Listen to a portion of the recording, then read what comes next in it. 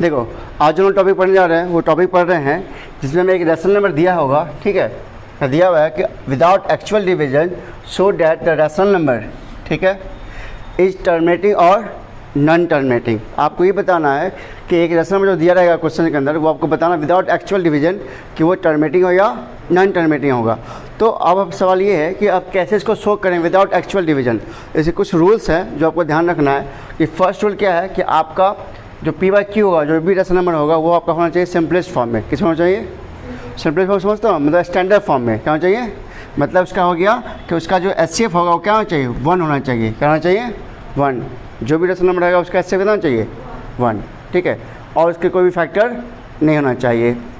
उसका rule second है कि अगर जैसे आप जानते हो पी बाई क्यू, तो नीचे क्या कहते हैं? इसे कहते हैं न्यूमरेटर, इसे कहते हैं डिनोमिनेटर, ठीक है।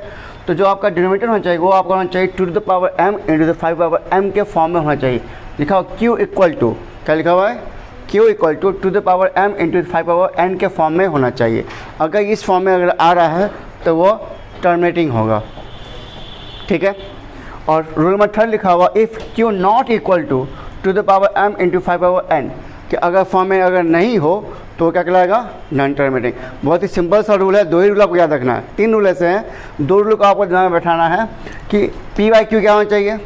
सिंपलेस्ट फॉर्म होना चाहिए, मतलब उन दोनों का जो HCF होना चाहिए कितना ही होना चाहिए? 1 ही होना चाहिए। रूल नंबर सेकंड क्या है?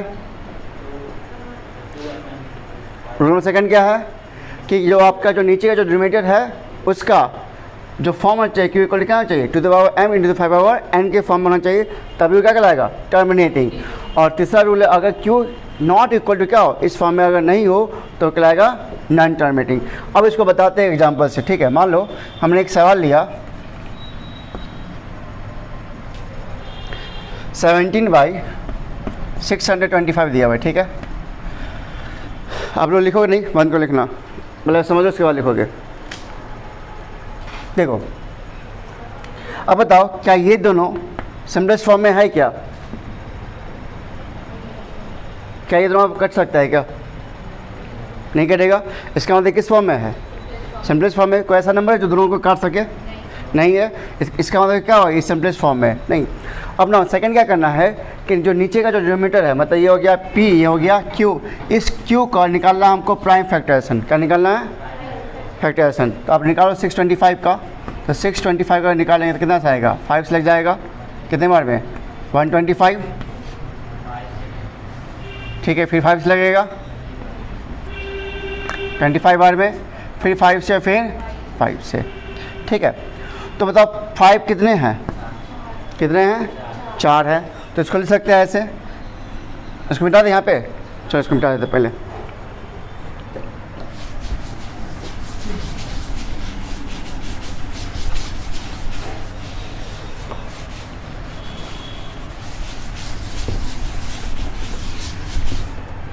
देखिए तो सवाल क्या था आपका? 17/625, ठीक है। तो इसको हमने जब सॉल्व किए इसका, तो 17 बाई कितना आ गया? 5 to the power कितना आया? 4 आया, ठीक है। अब बताओ अगर इसको मैं कंपेयर करें कि Q इक्वल क्या चाहिए था? 2 to the power m into 5 power n के फॉर्म में होना चाहिए, नहीं। तो ध्यान रखना आपको है, इसमें सिंपल सा रूल होना चाहिए, या तो जो नीचे का जो Q है, मतलब जो डिनोमिनेटर है, या तो 2 के फॉर्म में होना चाहिए, या तो 5 के फॉर्म में होना चाहिए, या दोनों होना चाहिए। क्या होना चाहिए? या तो 2 आए, या तो 5 आए, या तो दोनों आए। यदि इसके अलावा कोई और नंबर आता है फैक्टराइजेशन में तो वो टर्मिनेटिंग नहीं होगा। टर्मिनेटिंग होने के लिए क्या चाहिए? या तो 2 के फॉर्म में हो, या तो दोनों के फॉर्म में हो, ठीक है। इतनी बात समझ गए? अगर इसके अलावा कोई नंबर आ जाता है तो वो टर्मिनेटिंग नहीं होगा, ये रूल होता है। तो अब बताओ यहाँ पे 5 तो आ चुका है, नहीं। अब मुझे ये बताना कि टर्मिनेटिंग है नहीं, तो टर्मिनेटिंग है या नहीं है तो बता सकते हैं टर्मिनेटिंग है। अब लेकिन इसका वैल्यू करना हो फाइंड कि इसका वैल्यू क्या होगा विदाउट एक्चुअल डिवीजन। इसका वैल्यू को निकालना हो तो कैसे निकालेंगे, अब वो बता रहे हैं। पहला बात तो समझ गए ना कि टर्मिनेटिंग है या नहीं है, उसका क्या है कंडीशन? क्या आपको देखना है जो भी नीचे दिया रहेगा उसका क्या निकालोगे? फैक्टराइजेशन। क्या निकालोगे? फैक्टराइजेशन। तो जो भी फैक्टराइजेशन आए या तो 5 के फॉर्म में आए, या तो 2 के फॉर्म में हो, या तो दोनों हो, तभी हुआ टर्मिनेटिंग। अगर इसके अलावा कोई नंबर आ जाता है, 2 और 5 के अलावा कोई नंबर आ जाता है तो टर्मिनेटिंग नहीं होगा। अब सवाल क्या है सेकंड, कि इसका वैल्यू क्या होगा। विदाउट एक्चुअल डिवाइड किए हुए मुझे इसका वैल्यू फाइंड करना है। तो वैल्यू कैसे फाइंड होगा? अब देखो, आपने एक फॉर्मूला पढ़ा होगा क्लास 8 या 9 10th में, a to power m into b to power m। पढ़े फॉर्मूला क्या होता है? ए बी का पावर m, mn। बेस अलग हो और पावर क्या हो? बेस क्या हो, पावर क्या हो, सेम हो। फॉर एग्जांपल जैसे 2 द पावर 3 हो, हाँ, इंटू 5 पावर 3 हो, तो क्या जाएगा बताओ? पावर सेम है तो बेस क्या जाएगा? मल्टीप्लाई। ए बी लिखा हो मल्टीप्लाई में, तो 5 टू जा 10 के पावर 3। अगर यहाँ लिखा हो 5 के पावर 4 टू द पावर 4, तो क्या जाएगा? 10 टू पावर 4। लेकिन कब मल्टीप्लाई होगा? जब पावर सेम हो। जब पावर सेम हो। बेस तो कुछ भी हो सकता है, बेस तो कुछ भी हो सकता है, लेकिन जब पावर सेम होगा तभी बेस क्या होगा? मल्टीप्लाई होता है। बेस कुछ भी हो, कोई दिक्कत नहीं है, लेकिन पावर अगर सेम हो तभी मल्टीप्लाई होगा। ठीक है, तो अब यहाँ पे मुझे डिवाइड करना है इसको, है ना। तो विदाउट एक्चुअल डिवाइड करना है, मतलब विदाउट एक्चुअल डिवीजन करके उसका वैल्यू फाइंड करना है। तो मेरे पास एक 5 है। क्या है मेरे पास? 5 है। और मुझे अगर 2 आ जाए तो 5 टू क्या जाता है? 10। और किसी भी नंबर को 10 से डिवाइड करना क्या है? आसान है। तो मुझे नीचे वाला जो बेस है उसको 10 लाना है। क्या लाना है? 10। तो 5 तो ऑलरेडी हमारे पास है, तो 5 को कितना गुना करना होगा? 2 से। तो अगर 2 से गुना करते हैं, तो अभी जस्ट हमने बताया था कि अगर गुना करते हैं तो ये दोनों मल्टीप्लाई तभी ना होगा जब इनका पावर और पावर क्या हो, दोनों का सेम हो। ये मल्टीप्लाई तभी ना होगा 5 टू 10, जब बेस हाँ, बेस अलग हो लेकिन पावर सेम हो। क्लियर? अब सवाल ये है कि हमने अगर मल्टीप्लाई किया तो मैथ में क्या है कि वैल्यू को चेंज नहीं कर सकते हैं, तो हमें क्या करना होगा? 2 टू द पावर 4 से ऊपर से भी मल्टीप्लाई करना होगा। बताओ रिजल्ट पर कोई फर्क पड़ेगा क्या? क्लास 9 हमने पढ़ा हुआ कि किसी भी रेशनल नंबर का इक्विवेलेंट निकालना, किसी भी रेशनल नंबर का इक्विवेलेंट। कोई रेशनल नंबर दिया हुआ उसको आप क्या करते हो? सेम नंबर से ऊपर नीचे मल्टीप्लाई कर सकते हैं। सेम नंबर से क्या करते हैं? मल्टीप्लाई। उससे क्या रिजल्ट पे कोई फ़र्क नहीं पड़ेगा। तो हमने क्या किया? इसी नंबर से नीचे मल्टीप्लाई किया और इसी नंबर से ऊपर मल्टीप्लाई कर दिया। क्या इसका रिजल्ट पे कोई फ़र्क पड़ेगा क्या? कोई बदलाव आया क्या इसके अंदर? चेंज नहीं आया। तो अब देखो, क्या ये दोनों मल्टीप्लाई हो जाएगा अब इस फॉर्मूले से? ए बी है अब पावर क्या दोनों का है? सेम है, तो मल्टीप्लाई हो जाएगा। चलो तो इसको लिख देते हैं ऊपर में सॉल्व करके। तो क्या बन जाए बताइए? 17 इंटू इसका पावर कितना जाएगा? 16। और इसका जाएगा 10 टू पावर 4, मतलब हाँ चलो ठीक है, इसका मल्टीप्लाई कीजिए, कितना जाएगा ये? 272। ठीक है, 272 डिवाइड बाई नीचे कितने जीरो हैं? 4। 1 2 3 4। आपको पता है कि 4 संख्या के बाद क्या करें? पॉइंट को पुट कर देंगे। तो गिन लो 1 2 3 2 7 2, फिर जो डालेंगे और फिर क्या डालेंगे? 0.0। यही इसका आंसर आ गया 0.072। हाँ, नीचे कितने जीरो हैं? 4। तो संख्या 3 ही ना है, तो एक अपने में से क्या कर 0 को रखना पड़ेगा। तो 1 2 3 4। अब जानते हो ना, जितना पॉइंट देखो, इस पॉइंट को हटाएंगे नीचे कितने जो देंगे? 4 जो देंगे ना, वही बात है।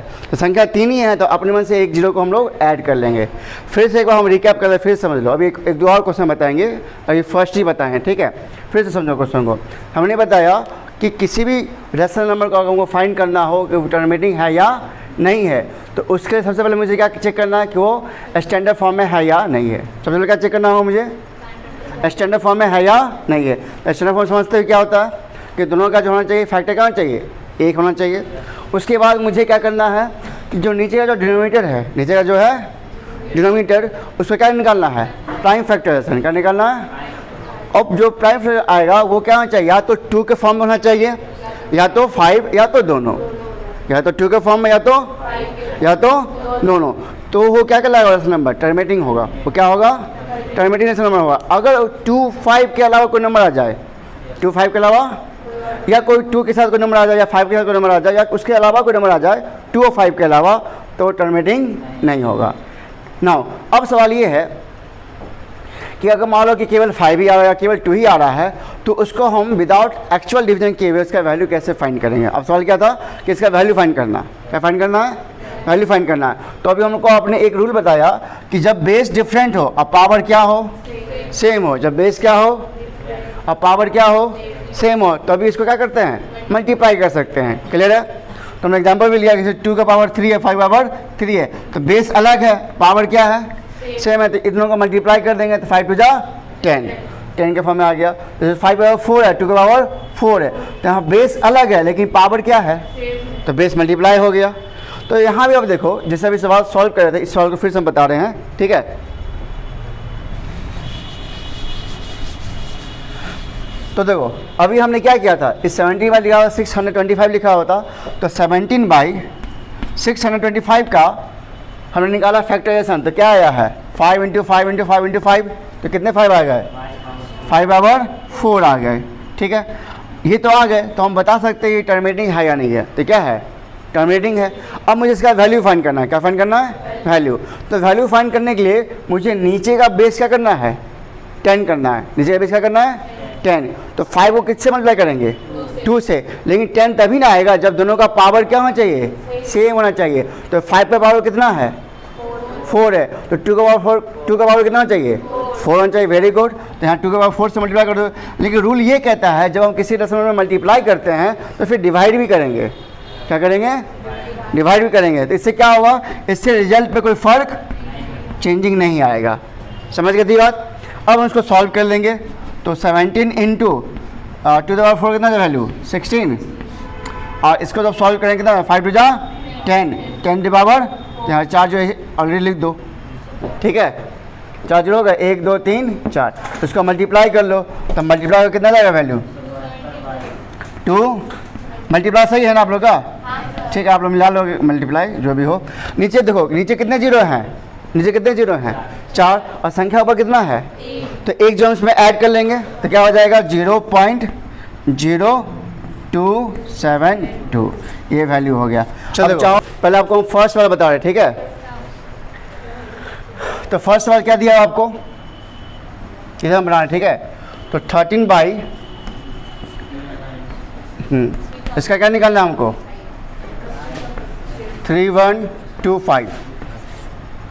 सबसे पहले हमको क्या करना है, चेक करना है क्या ये स्टैंडर्ड फॉर्म में है, स्टैंडर्ड फॉर्म में है, ठीक है। तो अब हम क्या करेंगे, इसका निकालेंगे फैक्टराइजेशन। तो निकालिए, 5 से भाग दीजिए, तो 5 6 जा 30, 5 2 जा 10, 5 5 जा 25, फिर 5 से लगाओ 125, फिर 5 से लगाओ 25, फिर 5 से और फिर 5। तो इसका कितना वैल्यू आ गया 13 बाई कितने 5 आ गए 1 2 3 4 5, तो 5 पे पावर 5। तो अब ये तो टर्मिनेटिंग होगा, क्लियर है। अब बताओ मुझे क्या करना है, इसका वैल्यू फाइंड करना है, तो कितना से मल्टीप्लाई करेंगे 2 द पावर 5, और ऊपर भी 2 द पावर 5, ठीक है। इसको सॉल्व कर लेते हैं। तो ऊपर कितना जाएगा 32, तो 13 इंटू 32 अब बाई 10 टू पावर 5 हो जाएगा। इसको सॉल्व करो, इसको मल्टीप्लाई करके बताओ कितना आंसर आ जाएगा। 13 टू जाओ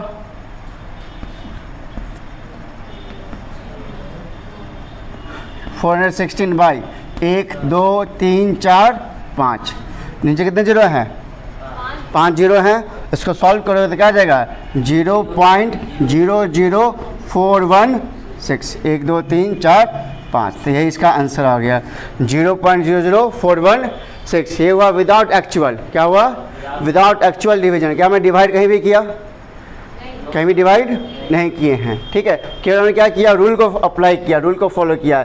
हमने क्या किया, इस वैल्यू को निकाल दिया प्राइम फैक्टर्स फॉर्म में, फिर उसके बाद इसका बेस को हमने क्या किया 10 किया। क्या किया बेस को, तो 10 कैसे किया, जितना पावर 5 का था उतना ही पावर 2 का ही होना चाहिए, तभी तो बेस मल्टीप्लाई होगा ना। उसके बाद बेस को मल्टीप्लाई कर लिए, जितना नीचे से मल्टीप्लाई उतना ही ऊपर से कर लिए, तो बेस सेम हो गया 10, उसको इसको मल्टीप्लाई करके वैल्यू को फाइंड कर लिए। चलो एक और देखो, यहाँ दिया हुआ 17 बाई 8, यहाँ पे आप देखो 8 आ रहा केवल, क्या है, और ये ऑलरेडी स्टैंडर्ड फॉर्म में है, ठीक है। अगर इसको हम सॉल्व करने जाए, इसको मिटा देना। अब आपको सिर्फ बनाना है, ठीक है। इसके बाद सवाल धीरे बनाने के लिए आप लोग को।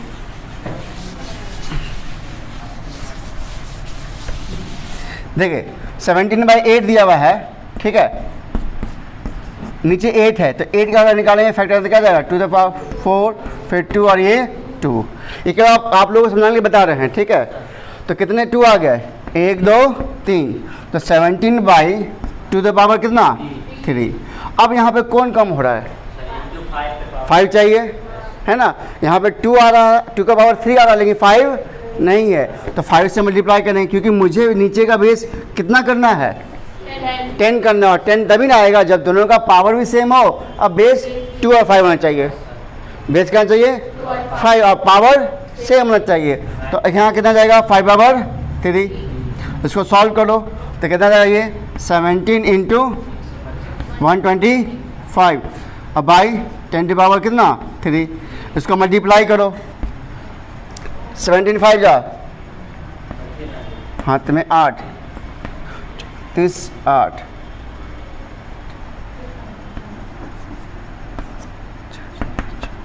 21 25, 10 की पावर 3 है ना। चलो तो यहाँ जाएगा 2.125, इसका आंसर आ जाएगा, ठीक है। बाकी आप देखना मल्टीप्लाई सही है या नहीं है, चेक कर लोगे। अब आपको लास्ट बता रहे हैं, इसके बाद आपको बनाना सारा सवाल, ठीक है। क्योंकि अभी तक इसमें 5 आ रहा था केवल, इसमें केवल 2 आ रहा था। अब इसमें को देखते हैं इसमें क्या क्या आ रहा है, ठीक है। यहाँ से आपका कैंसर आप क्लियर हो जाएगा पूरी तरह से। इसमें बता देना।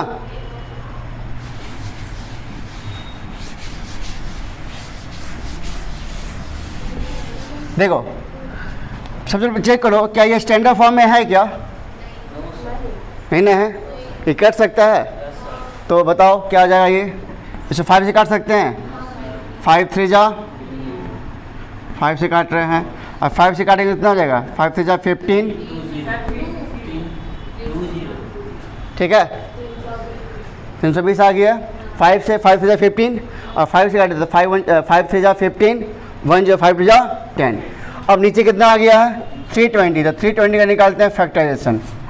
तो 2 से लगाएंगे कितना जाएगा 160, फिर 2 से कितना जाएगा 80, फिर 2 से लगाएंगे तो 40, फिर 2 से लगा दो 20, फिर 2 से लगा दो 10, फिर 2 से लगा दो 5।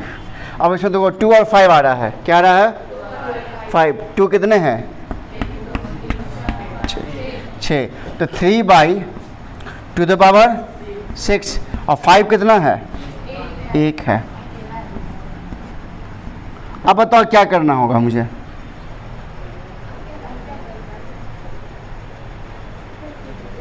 अब बताइए सब लोग। अभी तो बनाने के आप लोग छटपटा रहे थे कि सर सवाल दीजिए हमको, हम लोग बनाना है। अब बताओ 320 का ये आया है ना, ये तो किसका है 320 का आया है। तो अभी जस्ट बताए थे, देखो हाईएस्ट पावर कितना है 6, और 5 का कितना पावर है, तो घट कितना रहा है 5, किसका घट रहा है 5 का घट रहा है। तो सिंपल, तो 5 पे पावर 5 से मल्टीप्लाई और 5 और 5 से डिवाइड, नहीं समझ में आया। तो ये जो पावर है ये तो मल्टीप्लाई ऐड ना हो जाएगा, बोलो आपने रूल पढ़ा है ना फॉर्मूला ये वाला, a to power m into a to power n, क्या आता है a to power m plus n।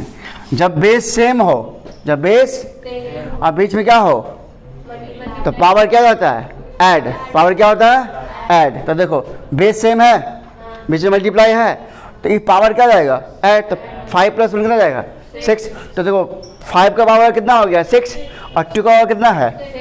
तो मुझे तभी बताया था ना कि 2 और 5 है उसका जब तक पावर सेम नहीं हुआ जब तक वो मल्टीप्लाई नहीं होगा। तो मुझे दोनों का पावर क्या करना था सेम, दोनों पावर क्या करना सेम करना था, क्योंकि 2 का पावर 6 है और 5 पावर 1 ही है।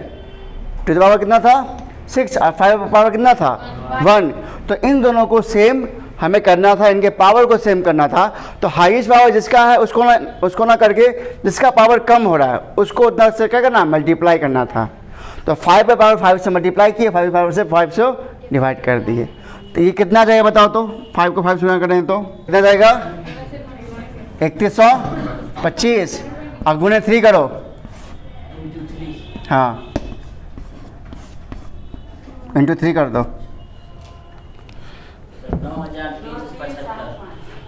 9375 डिवाइड बाय कितना 0 है 10⁶। तो इसको जब सॉल्व करेंगे नीचे तो संख्या 4 ही संख्या है, 2 जगह वो एक्स्ट्रा ऐड करना हो तो 0.009375। This is your answer. चलो तो बेसिक बात सबको समझ में आ गया। अब मान लो लास्ट सवाल पूछ रहे हैं, सवाल नहीं दे बस कंसेप्ट पूछ रहे हैं, ठीक है। मान लो आपको नीचे ऐसे दिया हुआ हो, ठीक है, मान लो मैं ऐसे कुछ सवाल पूछ रहे हैं आपसे, ऐसे ही रैंडम पूछ रहे हैं। मान लो यहाँ दिया हो 2 की पावर 3 है और यहाँ दिया हुआ है 5 की पावर 1, तो कैसे करेंगे सॉल्व इसको बताओ। हाँ यहाँ पे पावर तो 1 है ना 5 का, तो हाईएस्ट पावर किसका है 2 का है, कितना है 3 है, तो मुझे पावर किसका सेम करना होगा 5 का। कितना से गुणा करेंगे 2 से नीचे या 2 से ऊपर। आया बात समझ में। चलो एक और पूछ लेते हैं, ठीक है, उस पर हम सवाल दिलवाने के लिए। मान लो आपको ऐसे दिया हो, ठीक है, 7/5 पे पावर 4 इंटू 2 द पावर 3, बताओ हाईएस्ट पावर किसका है 5 का है, उस पर पावर कितना 4 है, और लेकिन इसका पावर कितना है, तो पावर इसका कम हो रहा है 2 का, तो कितना चाहिए एक और 2 चाहिए ना नीचे और 2 से। ये सबको समझ में आया क्या कि नहीं आया। अब सवाल बन जाएगा। हाँ चलो सवाल लिखिए फटाफट लिखिए, तो लिखिए 6/15 लिखिए 15।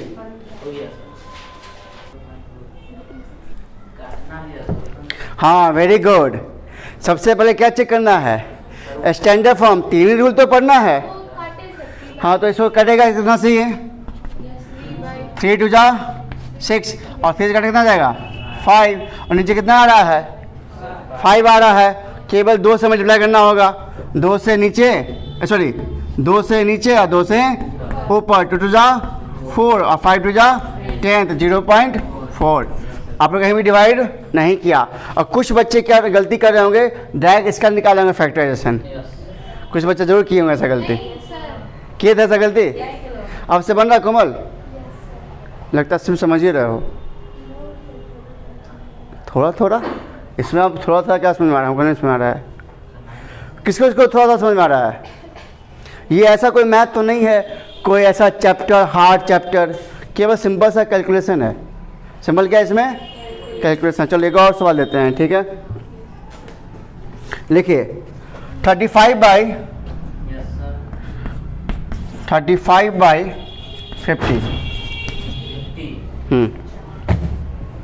बनाइए, देखते किससे बनता है।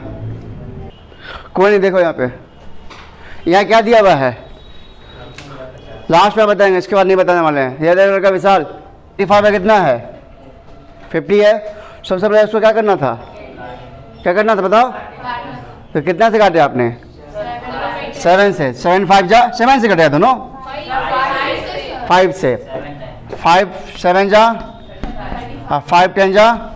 ये भगवान तो नीचे 10 तो ऑलरेडी आ गया था।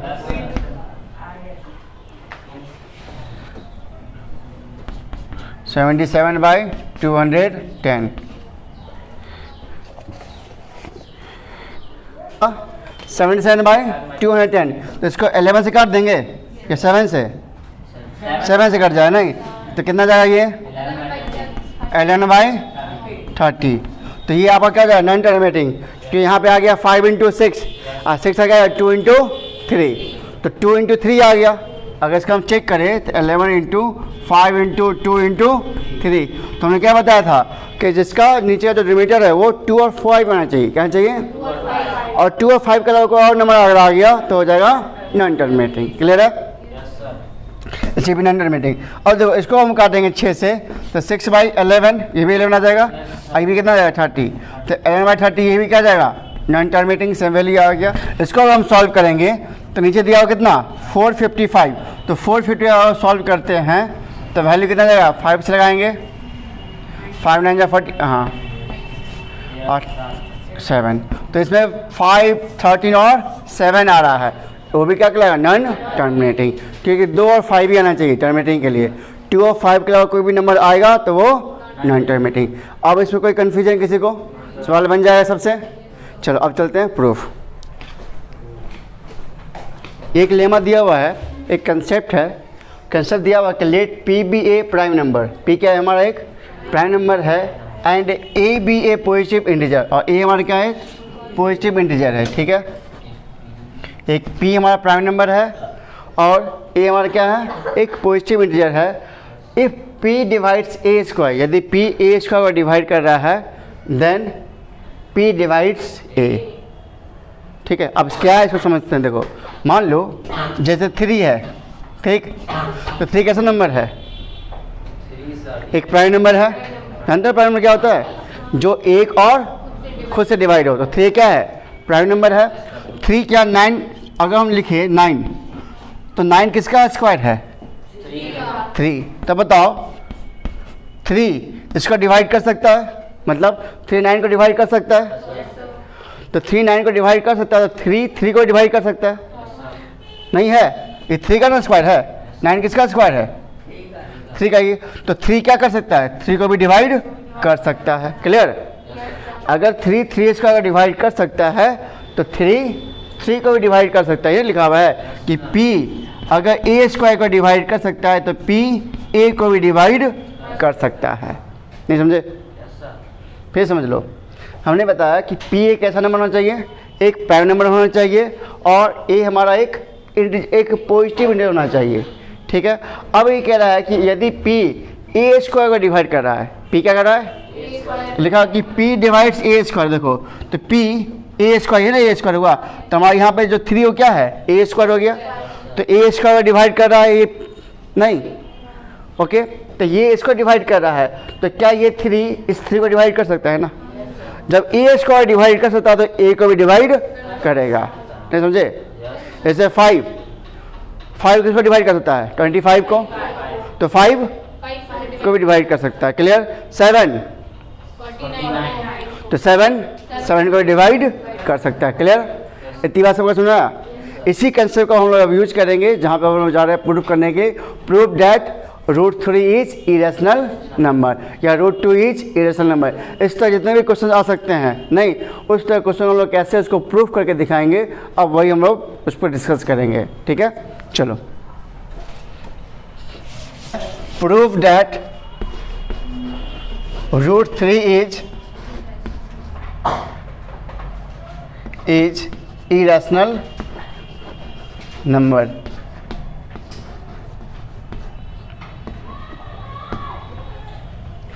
अब तुमसे एक सवाल है, और अब प्रूफ कैसे करते हैं। देखो हमने मानेंगे, लेट करेंगे, लेट √3 a by b, √3 एक रैशनल नंबर है। Let √3 is a rational number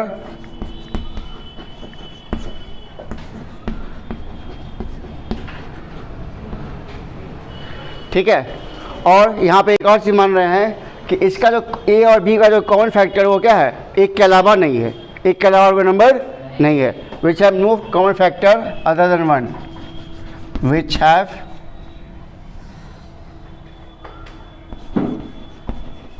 no common factor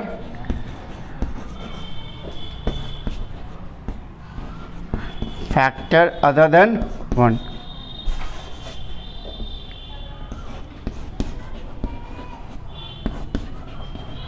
other than 1। तो हमने क्या माना, हमने ये माना कि √3 क्या है, एक रैशनल नंबर है। हम इसको शो कर रहे हैं कि √3 को हम दिखाना चाहते हैं रैशनल नंबर। अगर दिखा दिए तो मान लेंगे, अगर नहीं दिखा पाए तो हो जाएगा इरेशनल, ठीक है। तो हम ये मान के चले कि हमारा √3 क्या है, एक रैशनल नंबर है। रैशनल नंबर का फॉर्म क्या होता है, a by b होता है, मतलब p by q होता है ना, तो इसको a by b लिख रहे हैं। किसी भी रैशनल नंबर फॉर्म क्या होता है, a by b, ठीक है। और यहाँ पे एक कंडीशन है कि इस जो a by b है इसका कॉमन फैक्टर 1 ही है। क्या है, उसके अलावा कोई नंबर, मतलब कॉमन फैक्टर समझते हो ना, क्या समझते हो, जैसे 3/5 उसका कॉमन फैक्टर कितना होगा, 1 ही होगा, उसके अलावा कोई नंबर नहीं है, ठीक इसी तरह हमने माना कि ए और बी जो है उसका कॉमन फैक्टर केवल केवल कितना है 1 है, तो वही लिखा हुआ है which have no common factor other than 1 के अलावा कोई और दूसरा कॉमन फैक्टर नहीं है। ठीक, अच्छा कोई बात नहीं, पानी पीना पी लो। चल देखो अब क्या करेंगे, यहाँ से उसको लिखेंगे √3 equal to a by b है, इसको मुझे रैशनल दिखाना होगा तो हमें क्या करेंगे स्क्वायरिंग ऑन बोथ साइड, क्या करेंगे ऑन बोथ साइड, तो स्क्वायरिंग लिख दो यहाँ पे, squaring on both sides, squaring on both sides, तो क्या बन जाएगा वैल्यू ये 3 equal to a square by, very good. ठीक है, जब स्क्वायरिंग करेंगे तो √3 से हट जाएगा, √3 का स्क्वायर क्या जाएगा 3 हो जाएगा और ए बाई बी का दोनों पे स्क्वायर आ जाएगा। ठीक है, और इसको क्रॉस में कर दो तो क्या बन जाएगा ये 3b स्क्वायर को क्या बन जाएगा a स्क्वायर। इतनी बात सबको समझ में आया? हाँ, फिर से बताएं।